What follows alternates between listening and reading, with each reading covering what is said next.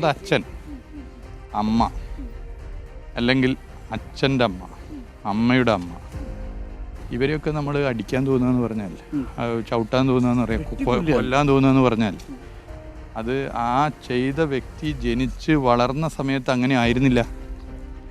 അല്ല, ജനിക്കുമ്പോഴേ അമ്മയെ തല്ലുന്ന ആളോ അച്ഛനെ തല്ലുന്ന ആളോ ആണെങ്കിൽ അങ്ങനെ നല്ലൊരു കുട്ടി, നല്ല പെരുമാറ്റം, അച്ഛനും അമ്മയും ഒക്കെ സ്നേഹിക്കുന്നൊരു കുട്ടി നേരെ വിപരീതമായി മാറുകയാണ്. അതാണ് പേരിടുന്ന കാലം, അതെ, ചോറ് കൊടുക്കുന്ന കാലം, വീഴാതെ പിടിച്ചുകൊണ്ട് പോകുന്ന കാലം. നമുക്കൊക്കെ നമ്മളെ ഉമ്മാനോടും ഒക്കെ ഒന്ന് വർത്താനം പറയുമ്പോൾ, പ്രത്യേക സ്കൂൾ മുതലൊക്കെ കോളേജിലായാലും എന്തെങ്കിലും ഒന്ന് പറഞ്ഞ് തെറ്റിയിട്ട് പോയാൽ പിന്നെ ആ ദിവസം കിട്ടൂല.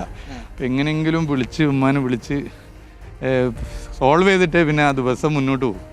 നമുക്കില്ലെങ്കിൽ വല്ലാത്തൊരു മനസ്സിനൊരു പ്രയാസമാണല്ലോ.